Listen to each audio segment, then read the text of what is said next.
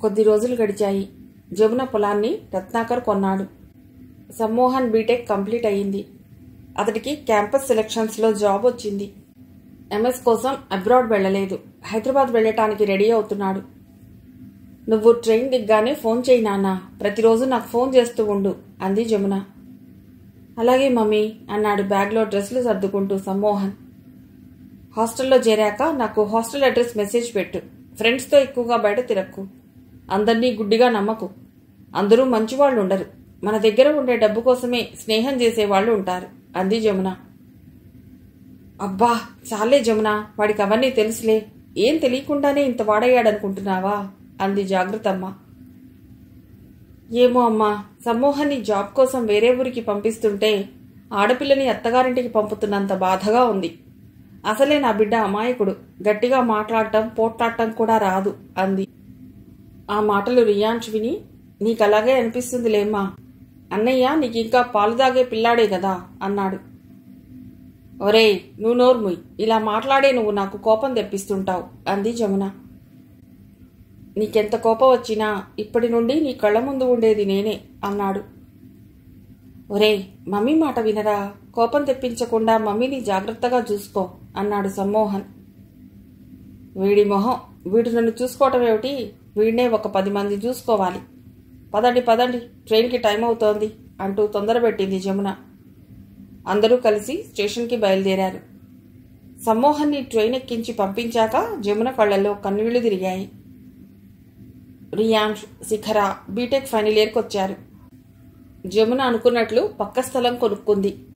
ఉన్న ఇంటిని డ్యూప్లెక్స్లా మార్చే ప్రయత్నంలో ఉంది. వర్కర్స్ రోజూ వస్తున్నారు. జమున ఆఫీస్కి వెళ్లే ముందు ఏ రోజు పని ఆ రోజు వాళ్లతో మాట్లాడి వెళుతుంది. పనులు చాలా వేగంగా జరుగుతున్నాయి. కానీ అప్పుడప్పుడు జమున ఆఫీస్కి వెళ్ళాక రియాన్ష్ కాలేజీకి వెళ్లకుండా ఇంటి పనులు చూడవలసి వస్తుంది. దానికి కారణం పనివాళ్లు ఆమెతో మాట్లాడేది వేరు, చేసేది వేరుగా ఉంటుంది. దాన్ని దగ్గరుండి సరిచేస్తుంటాడు రియాన్ష్. ఇదంతా జమునకు నచ్చదు.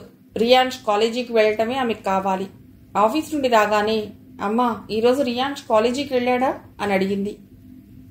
లేదు జమున, వెళ్ళలేదు అంది కాఫీ తెచ్చి చేతికిస్తూ జాగృతమ్మ. రోజు ఇదే సమాధానం వింటున్నాను. వాడు చదివేది ఫైనల్ ఇయర్ అనుకుంటున్నాడా, ఫస్ట్ ఇయర్ అనుకుంటున్నాడా? సబ్జెక్ట్స్ మిగిలితే మళ్ళీ రాయటానికి. అసలేంటమ్మా వాడి ప్రాబ్లం? నాకు వాడితో పెద్ద తలనొప్పి అయ్యింది అంది జమున. తలనొప్పి నీకు కాదు, నీకు ఆ నొప్పి తెలియకుండా చేస్తున్నాడు నీ కొడుకు అంది జాగృతమ్మ. వాడేమిటమ్మా నాకు తెలియకుండా చేసేది? ఇలా నువ్వు వాడిని వెనకేసుకొస్తే వాడి బీటెక్ పూర్తి చేయలేడు. ఉద్యోగం రాదు, పెళ్లి కాదు, భవిష్యత్తు ఉండదు. ఇవాళ రేపు బయట ఎంత కాంపిటీషన్ ఉందో నీకేం తెలుసు?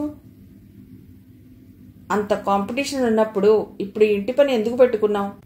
వాడు కూడా సమ్మోలాగా ఉద్యోగం వచ్చి వెళ్ళిపోయాక పెట్టుకోలేకపోయావా? అప్పుడే అర్జెంట్ అయినట్లు ఉన్న ఇల్లు చాలదన్నట్లు మొదలెట్టావు. ఏమిటమ్మా నువ్వనేది? ఇది కట్టడం నీకు ఇష్టం లేదా? అయినా దీనికి వాడి చదువుకి ఏమిటి సంబంధం? సంబంధం ఎందుకు లేదు? ఇదేమైనా చిన్న పనా జమున? ఎవరు చేస్తారు చెప్పు? ప్రభాకర్ ఏ రోజు ఇంట్లో ఉండడు. ఉద్యోగం చేసుకుంటూ ఇప్పుడు చూసినా క్యాంపుల్లోనే ఉంటాడు. నువ్వు కూడా టైం అవ్వగానే ఆఫీస్కి వెడతావు. ఏం తగ్గినా కట్టడం ఆగిపోతుంది. వాళ్ళు కూడా నువ్వు వెళ్ళాక రియాన్ బాబు అది లేదు ఇది లేదు అంటూ సరిగ్గా వాడు కాలేజీకి వెళ్లే సమయానికి అడుగుతుంటారు. ఏ చిన్న ఐటెం తగ్గినా పని ఆగిపోతుంది. ఖాళీగా నిలబడి చూస్తుంటారు. వాళ్ళదేం పోయింది అంది జాగృతమ్మ. జమున, ఏంటోరమ్మా, ఈ ఇల్లు ఏమంటూ మొదలెట్టానో నా బుర్ర వేడెక్కిపోతోంది. మనకంటూ ఒక హోదా ఉండాలంటే ఇవన్నీ కావాలి. కానీ ఇదంతా చూస్తుంటే రియాన్స్ చదువుకి ఇబ్బంది కలిగేలా ఉంది. అయినా వాడెందుకు కల్పించుకోవటం? ఆ తిప్పలేవో నే పడతాను కదా అంటూ తలబట్టుకుంది. ఏం పడతావు జమున? ఇదేమైనా ఆఫీస్లో ఫ్యాన్ కింద పనా? ఈరోజు వాటర్ ట్యాంకర్ డ్రైవర్ రాలేదు. ఆ డ్రైవర్ స్థానంలో రియాన్స్ వెళ్లి వాటర్ తెచ్చాడు. అలాగే ఇసుక దగ్గర కూడా ఏదో ప్రాబ్లం వచ్చిందిట. రియాన్షే నేరుగా ఆ కాంట్రాక్టర్ దగ్గరికి వెళ్లి మాట్లాడి 2 ట్రక్కుల ఇసుక తెచ్చాడు అంది జాగృతమ్మ. అప్పుడే లోపలికి వచ్చాడు రియాన్స్. తల్లిని చూడగానే, ఏమిటమ్మా తలబట్టుకున్నావు? ఏం జరిగిందమ్మమ్మా, అమ్మలా ఉంది అన్నాడు. జాగృతమ్మ మాట్లాడబోతుంటే జమున తలెత్తి, నువ్వు మాట్లాడకమ్మా, నీ వల్లే వాడలా తయారయ్యాడు. వాడేం చేస్తున్నా నువ్వు అడ్డు చెప్పవు. అదేమంటే అదేదో చెప్తావు. ఇవేమైనా మీ పాత రోజులా? ఆ పని ఈ పని చేసుకుంటూ ఎలాగైనా బతకడానికి. సమ్మోహన్లాగే వీడు కూడా బాగుండాలని నాకుండదా అంది. ఏమైందమ్మా అలా మాట్లాడుతున్నావు? నేనేం చేశాను అన్నాడు అర్థం కాక రియాన్ష్. రియాన్ష్ వైపు కోపంగా చూసింది జమున. ఇంకా ఏం కావాలి? నువ్వేమైనా మీ అన్నయ్యలాగా చెప్పిన మాట వింటున్నావా? అన్ని పనులకు నేనున్నానని పెడుతుంటావు. ఒక్కరోజు కాలేజీకి వెళ్ళకపోతే దాన్ని ఎలా కవర్ చేసుకుంటావు? ఆ మాత్రం భయం ఉండద్దు. మనం చదువుల్ని నమ్ముకుని ఉద్యోగాలు చేసుకుంటూ బతికేవాళ్ళం. ఎన్నిసార్లు చెప్పాలి నీకు బాగా చదువుకోవాలని? ఇలా చదివితే అన్నయ్యకు అంత మంచి ఉద్యోగం వచ్చేదా? అన్నయ్య చూడు ఇప్పుడు ఎంత మంచి పొజిషన్లో ఉన్నాడో అంది. రియాన్ష్కి అర్థమైంది అమ్మ ఎందుకంత కోపంగా ఉందో. వెంటనే ఏదో మాట్లాడబోయాడు. నువ్వేమో నీళ్ల ట్యాంకర్లు ఇసుక ట్రక్లు తోలుకుంటూ నా పరువు తీస్తున్నావు. చూసేవాళ్ళు ఏమనుకుంటారు? జమున చిన్న కొడుకు వట్టి గాలి మనిషిలా ఉన్నాడనుకోరా. ఏమిట్రా నాకు ఈ బాధ? ఇక నువ్వు ఇంతేనా అంటూ మళ్లీ తలబట్టుకుంది. రియాన్ష్ తల్లి పక్కన కూర్చున్నాడు. నెమ్మదిగా అనునయంగా చెప్పాడు. నేను కాలేజీకి వెళ్లకుండా ఏం లేనమ్మా. అప్పుడప్పుడు తప్పట్లేదు అంతే. ఇంకో 4 రోజుల్లో ఇంటి పని ఫినిష్ అవుతుంది. ఇప్పటికే చాలా వర్క్ పూర్తయింది. నువ్వేం టెన్షన్ పడకు. నువ్వు కోరుకున్నట్లే అవుట్ హౌస్ పని, కార్ పార్కింగ్ పని కూడా కంప్లీట్ అయ్యింది. ఇక మిగిలింది చిన్న చిన్న పనులతో పాటు గార్డెనింగ్ మాత్రమే. అవి కూడా ఈ నెలలో అయిపోతాయి. నేను కాలేజీకి వెళ్ళినప్పుడు శిఖర దగ్గర నాకు అవసరమైన మెటీరియల్ తీసుకుంటున్నాను. శిఖర కూడా చదువులో నాకు బాగా హెల్ప్ చేస్తోంది. నేను చదవట్లేదని నువ్వేం బాధపడకు. అయినా నేను చదవకపోతే అన్నయ్యకు వచ్చిన పర్సంటేజ్తో ఈక్వల్ పర్సంటేజ్ నాకెలా వస్తుంది అన్నాడు. అసలు అదే నాకు ఆశ్చర్యం. అన్నయ్య అంటే కష్టపడి చదువుతాడు. నువ్వు గాలి తిరుగుళ్ళు తిరిగినా నీకు మంచి మార్కులే వస్తుంటాయి అంది జమున. జాగృతమ్మ రోషంగా అంది. అదిగో మళ్ళీ అదే మాట మాట్లాడుతుంది మీ అమ్మ. గాలి తిరుగుళ్ళేమిటి? అందరి బ్రెయిన్ ఒకేలా ఉంటుందా? నా మనవడు ఏకసంతాగ్రాహి. వాడికి కాలేజీలో చెప్పేది వింటే చాలు గుర్తుండిపోతుంది. మళ్ళీ ఇంటికొచ్చి పుస్తకాల పురుగులా పదే పదే చదవవలసిన అవసరం లేదు. అసలు ఈ విషయాన్ని తల్లిగా నువ్వే గ్రహించాలి. నేను చెప్పవలసిన అవసరం లేదు అంది. అయ్యిందా నీ ఉపన్యాసం? వీడు చేసే చెత్త పనులన్నీ నువ్వు వెనకేసుకురావద్దు అంది జమున.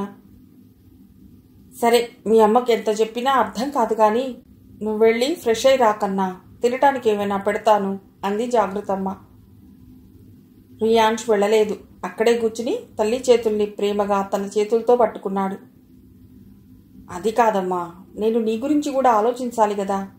నాన్నగారు అన్నయ్య లేకుండా ఈ విల్లా కట్టే పని పెట్టుకుని నువ్వెంత కష్టపడుతున్నావో నాకు తెలుసు.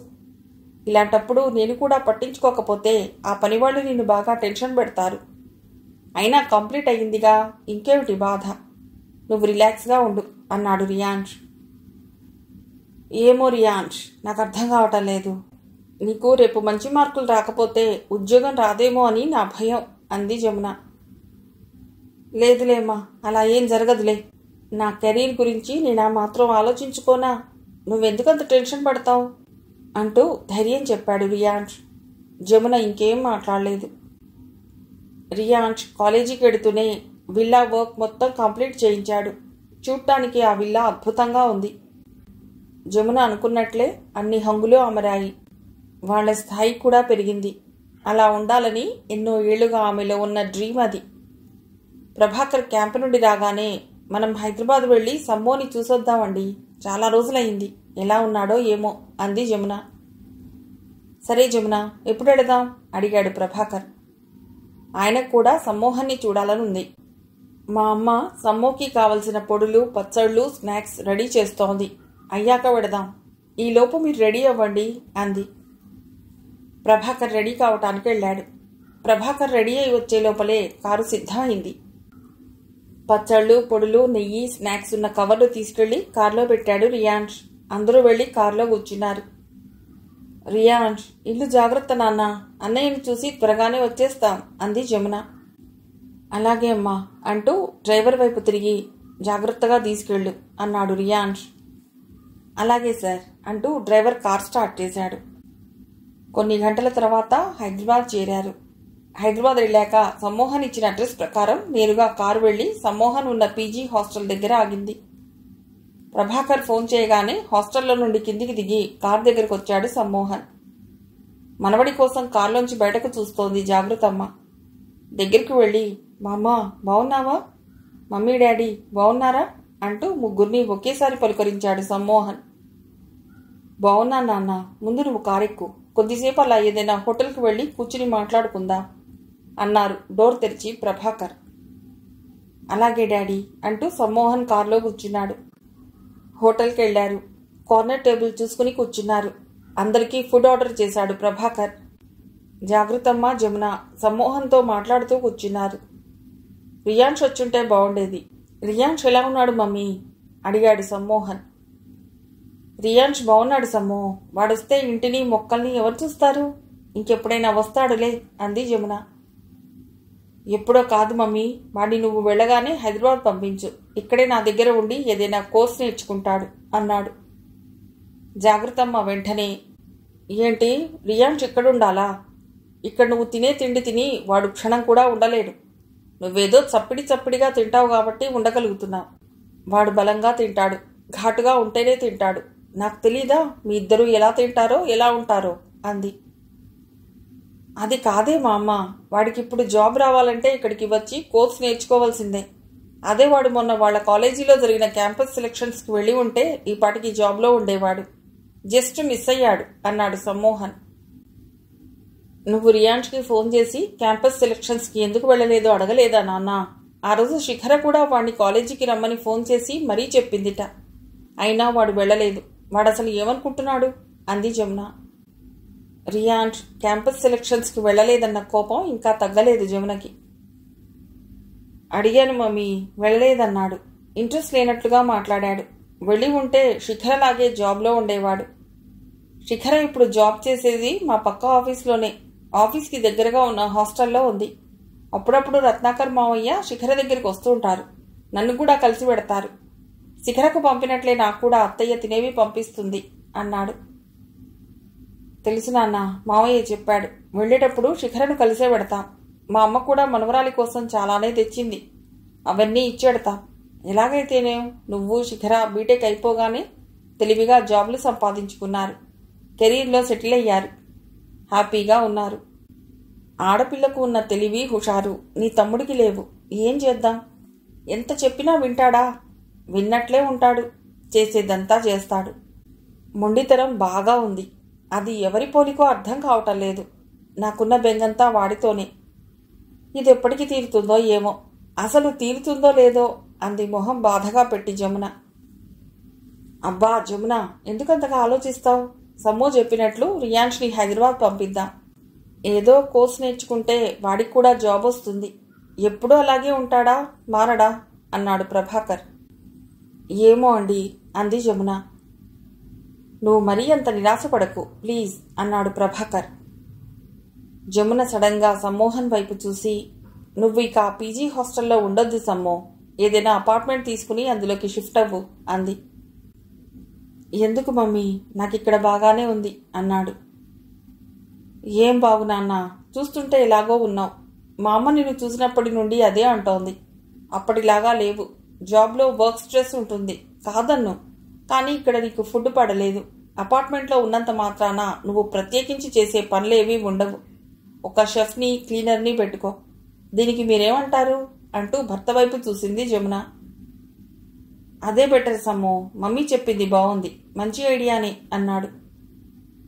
పనివాళ్ళు రానప్పుడు నేను మేనేజ్ చేయలేను డాడీ, ఇక్కడే నాకు బాగుంది అన్నాడు. నువ్వు మేనేజ్ చేయకుంటే రియాన్స్ చేస్తాడు. నువ్వు ఇంకేం మాట్లాడకు. ఇక్కడ నాకు ఫ్రెండ్ ఉంది, తనకిప్పుడే ఫోన్ చేస్తాను రెంట్కి అపార్ట్మెంట్ చూడమని అంటూ ఫ్రెండ్కి ఫోన్ చేసింది జమున. ఫ్రెండ్ వెంటనే జమున ఫోన్ లిఫ్ట్ చేసి మాట్లాడింది. మా ఏరియాలో మొన్ననే ఒక అపార్ట్మెంట్ ఖాళీ అయింది. అది సమ్మోహన్ వాళ్ళ ఆఫీస్కి దగ్గరగానే ఉంటుంది జమున. నాకు సమ్మో ఫోన్ నెంబర్ వాట్సాప్ చేయి, నేను మాట్లాడి అడ్వాన్స్ ఇప్పిస్తాను. నేను ఇప్పుడు ఆఫీస్లో ఉన్నాను, నీతో తర్వాత మాట్లాడతాను అంటూ ఫోన్ పెట్టేసింది ఫ్రెండ్.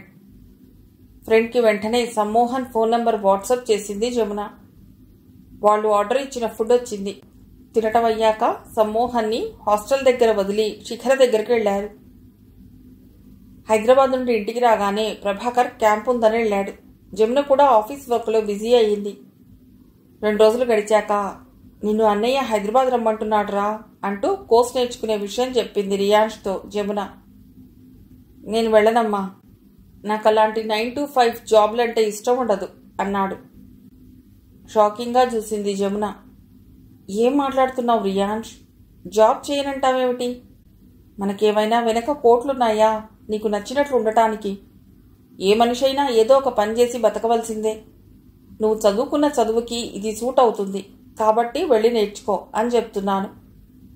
నువ్వు ఇలా ఉద్యోగం చెయ్యను అని చెప్తుంటే నాకు టెన్షన్ వస్తుంది, నువ్వేమైపోతావో అని. నువ్వు సెటిల్ అవ్వకపోతే నాకు మనశ్శాంతి ఎలా వస్తుంది? ఏ పేరెంట్స్ అయినా పిల్లలు సెటిల్ అయితేనే ప్రశాంతంగా ఉంటారు. నువ్వు ఇలా అందరూ వెళ్లే దారిలో కాకుండా వ్యతిరేకంగా నడుస్తానంటే ఏమనుకోవాలి అంది ఆవేశంగా, ఆందోళనగా. అమ్మా, నువ్వేదేదో చెప్తావేమిటి? నేను ఒక్క మాట మాట్లాడితే 100 అల్లుకుంటావు. ఏమీ చేయనని నేను చెప్పానా?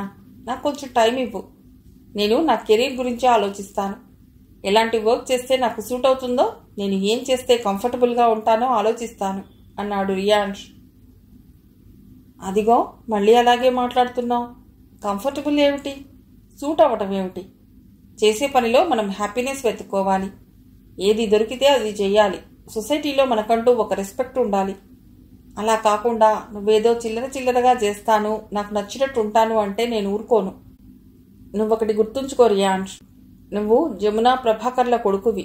నువ్వు ఏ పని చేసినా మా స్థాయికి తగ్గట్లుగా ఉండాలి. నువ్వు చేస్తున్న పనిలో మా పెంపకం, సంస్కారం కనిపించాలి అంది. జమున మాటల్ని చాలా ఓపిగ్గా విని, అమ్మా నువ్వు చాలా ఎక్కువగా ఆలోచిస్తున్నావు. నా చదువు ఇప్పుడే అయిపోయింది. నువ్వు భయపడేటంత పనికిమాలిన పనులే నేను చెయ్యను. అయినా నీకెప్పుడూ ఆ సమ్మోగాడే ఇష్టం. వాడు చెప్పినట్లే అన్నీ నేను చెయ్యాలని ఎలా అనుకుంటావు? వాడికి అలా నచ్చుతుంది కాబట్టి అలా చేస్తున్నాడు. నాకు అలా ఇష్టం లేదు, నేను చెయ్యను అన్నాడు రియాన్ష్. జమున వెంటనే తల్లివైపు తిరిగి, చూసావా అమ్మా వాడు ఎలా మాట్లాడుతున్నాడో? నాకు 2వ కాన్పులో కూతురు పుట్టాలని చాలా అనుకున్నాను. వీడు పుట్టి నన్ను టెన్షన్ పెడుతున్నాడు అంది బాధగా. తల్లి బాధ చూడలేక తన గదిలోకి వెళ్ళాడు రియాన్ష్. రియాన్ష్ వెళ్ళగానే, నువ్వంతగా బాధపడకు జమున, వాడు తెలివైనవాడు, ఏదో ఒకటి తెలివిగానే ఆలోచిస్తాడు అంది జాగృతమ్మ. జమున మాట్లాడలేదు. ప్రభాకర్ రాగానే ప్రభాకర్తో మాట్లాడించాలి అనుకుంది మనస్సులో. అమ్మ అంత బాధపడ్డం రియాన్ష్కి నచ్చలేదు.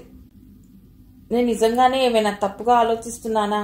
అయినా అమ్మ కోసం నేను ఒక ఉద్యోగం చేయలేనా? ఆమెకు నచ్చినట్లుగా కొన్నాళ్ళు అనుకున్నాడు.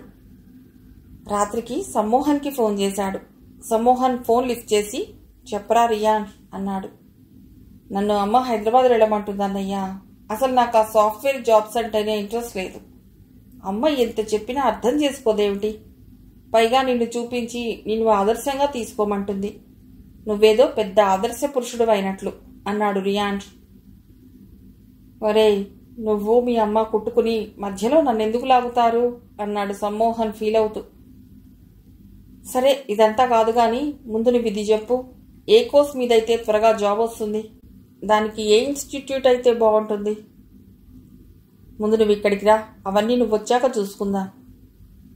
సరే అంటూ ఫోన్ పెట్టేశాడు రియాన్ష్. సమ్మోహన్ వెంటనే వాళ్ళ అమ్మకు ఫోన్ చేశాడు. మమ్మీ, తమ్ముడు ఇప్పుడే ఫోన్ చేశాడు. వాడు హైదరాబాద్ రావటానికి రెడీ అయినట్లున్నాడు అన్నాడు. అవునా, నాతో పొద్దున అంత వాదించాడు అంది జమున ఆశ్చర్యంగా. నువ్వు చెప్పటం మొదలెట్టాక వినక తప్పుతుందా వాడికి అన్నాడు నవ్వి సమ్మోహన్. ఏదో నా కోసం చెప్పినట్లుంది. మీరు సంపాదించేమైనా నాకు పెడతారా? మీ డబ్బులు నాకు అవసరమా? బాగుపడండిరా అని చెప్తున్నా కూడా మీకు బాధ అయిపోయింది అంది నిష్ఠురంగా. సర్లేమ్మా, వాడు వస్తానని చెప్తున్నాడు, అందుకే నీకు కాల్ చేశాను అన్నాడు. సరేలే, నీ డిన్నర్ అయిందా? లేదు మమ్మీ, ఇప్పుడే ఆఫీస్ నుండి వచ్చి ఫ్రెష్ అయి కూర్చున్నాను, ఇక వెళ్ళాలి. అవును, ఫ్లాట్ సంగతి ఏమైంది? నా ఫ్రెండ్ ఫోన్ చేసిందిట కదా, వెళ్ళావా? వెళ్ళాను మమ్మీ. వెళ్ళి అడ్వాన్స్ ఇచ్చి కీస్ కూడా తెచ్చుకున్నాను. రియాన్ష్ వస్తే గానీ మూవ్ అవ్వను. అలా ఎందుకు? ఇప్పుడే వెళ్ళొచ్చు కదా. లేదు మమ్మీ, అక్కడికి వెళ్ళాక అన్నీ నేనే మేనేజ్ చేసుకోవాలంటే నా వల్ల కాదు. నాకు ఆఫీస్ పనితోనే సరిపోతోంది. అలా అంటే ఎలా సమ్మో? రేపు పెళ్లి చేసుకుంటే ఇలాంటి బాధ్యతలన్నీ ఉంటాయి. ఇప్పటి నుండే అలవాటు చేసుకుంటే మంచిది. సరే మమ్మీ, నాకు ఆకలేస్తోంది. మళ్ళీ మాట్లాడతాను. ఓకే నాన్న, బాయ్ అంటూ ఫోన్ పెట్టేసింది జమున. రియాన్ష్ హైదరాబాద్ వెళ్ళాడు. పిల్లలిద్దరూ ఎలాగూ లేరు కదా జమున, నేను మా ఊరెడతాను అంది జాగృతమ్మ. పిల్లలు లేకుంటే ఏమ్మా? నువ్వు లేకుంటే నాకు ఇబ్బంది కదా. ఇబ్బంది ఏముంది? ఆ మాత్రం నీ ఒక్కదానికి వంట నువ్వు చేసుకోలేవా? అదే నా మనవళ్ళుంటే ఏదో ఒకటి మాట్లాడుతూ వాడు తినడానికి ఏదో ఒకటి చేస్తూ సరదాగా ఉండేది. నువ్వు ఆఫీస్కి వెళ్ళాక ఒక్కదాన్నే ఇంత పెద్ద ఇంట్లో ఉండాలంటే బిక్కు బిక్కుమంటోంది. ఇలా ఉండటం నా వల్ల కాదు. మీ నాన్నగారి దగ్గరికి వెడతాను అంది. ఉండమ్మా, రియాన్ష్ వెళ్ళాక నాకు కూడా అలాగే ఉంది. నువ్వు నాతో చెప్పుకుని బయటపడ్డావు, నేను చెప్పుకోలేదు, అంతే తేడా. ఈ సండే మీ అల్లుడు గారు వస్తారు. ముగ్గురం కలిసి హైదరాబాద్ వెడదాం. పిల్లల్ని చూద్దాం. ఇప్పుడు వాళ్ళు ఉండేది ఫ్లాట్ కదా, 2-3 రోజులు ఉండేద్దాం అంది జమున. సరే అంది జాగృతమ్మ.